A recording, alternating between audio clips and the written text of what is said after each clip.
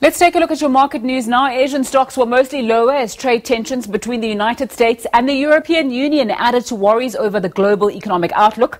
However, in Tokyo, the Nikkei closed slightly higher after European leaders agreed with Britain to delay Brexit by up to 6 months. The Hang Seng fell around 0.9%, and in China, the Shanghai tumbling more than 1.5%.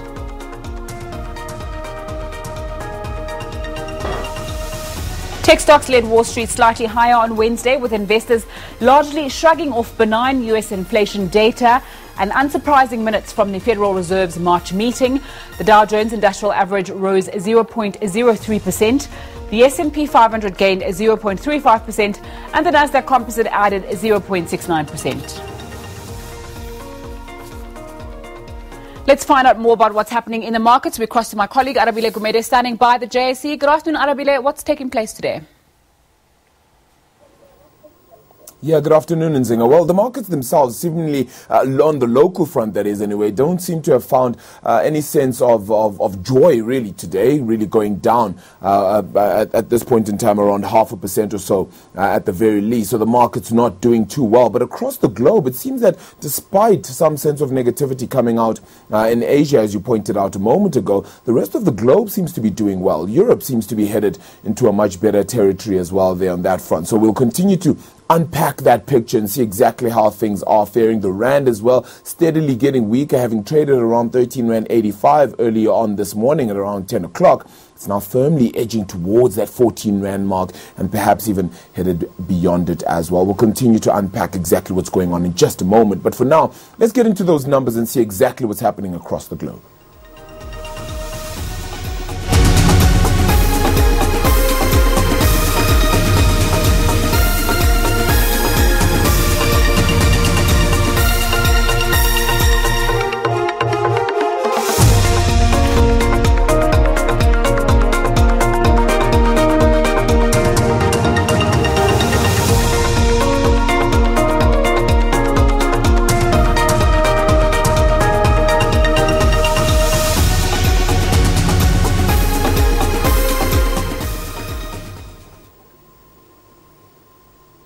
Well, that currency picture continues to weaken. As you can tell there, that was 13.94, but it's weakened so much more that now sitting around 13.99 rand, if not 14 rand as well, and steadily getting weaker. But let's chat to Gerbrand Smith from NEFG as well, who joins us now. Gerbrand, thank you so much for the time. But, you know, you can't have good days all the time, right? So we've had quite a few days in the green, but today perhaps markets, you know, investors saying, well, perhaps we're going to pull back just a touch. Yeah, I think a bit of profit taking as well. We had a good start to the year. We had a decent, I think, 8% first quarter. So far this month, the market's looking good. Yeah, so maybe a bit of profit taking. Yeah. Waiting for earnings on the global front to start coming out again. Yeah, so no real worries then on this front. We shouldn't get too carried away. I mean, we are above 58,000 points, as you said, and also, as you mentioned, global markets are set to bring out earnings season as well very soon in the US. Yeah, I think that might be a bit of a worry. So they're expecting a bit of lower numbers from companies coming out.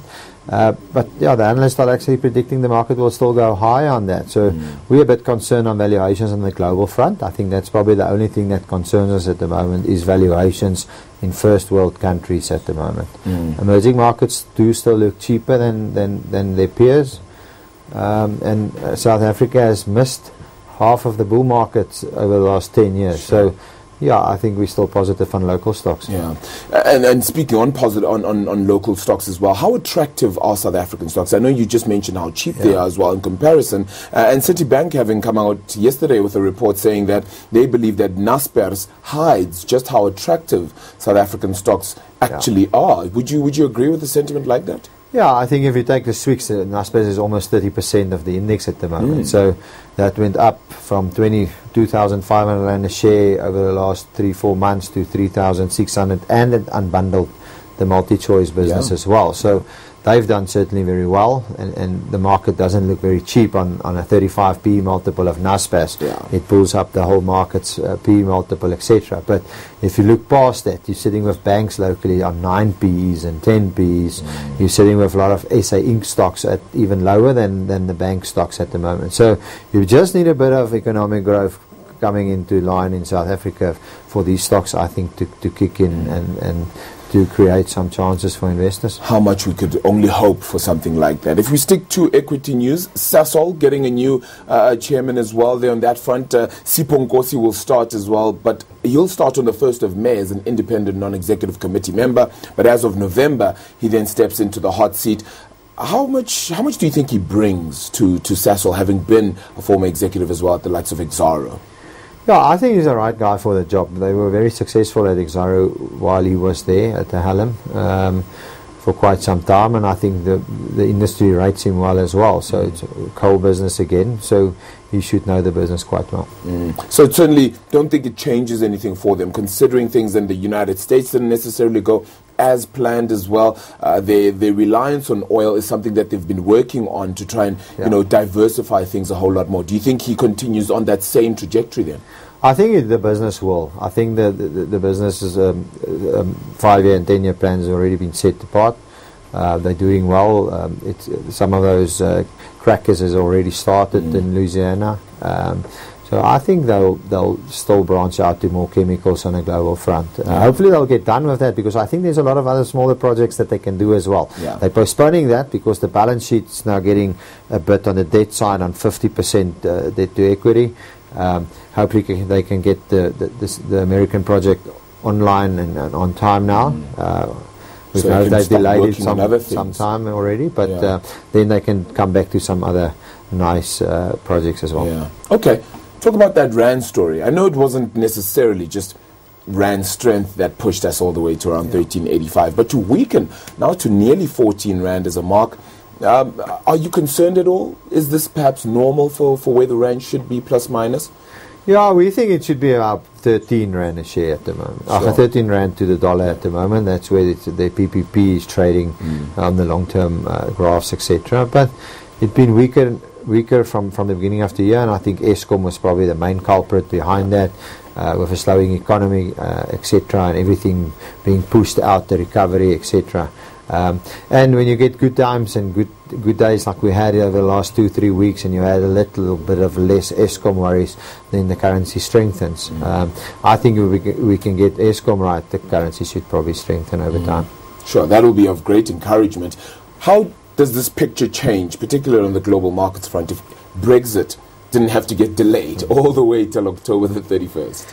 Yeah, I think it's irritating, and we as South Africans on our JSE has lots of connections with the UK. We got lots of companies that's dual listed, and we over the past few years we correlated as well. So not good for South African investors, because we wanted to put that behind us, and I think the due date was actually tomorrow, if I remember correctly. So now we must wait until October again. So it postpones stuff, and we would like actually on global front that the global leaders and politicians get their act together.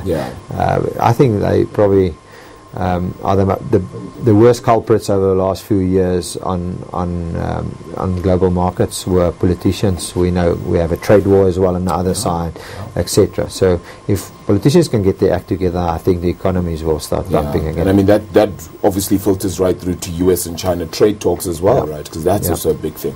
Gerbrand, appreciate the time. Really thank you for that. Gerbrand Smith there from NEFG, of course, unpacking that market picture, everything from Brexit to the United States, right through to South Africa's currency. All of it remains in question. It hovers in the balance, and South Africa's growth picture certainly doesn't help the scenario and the situation either. We'll continue to unpack that market picture, but for now, from me, right here at the Johannesburg Stock Exchange, that's where the buck stops. It's back to Nzinga right after the short break.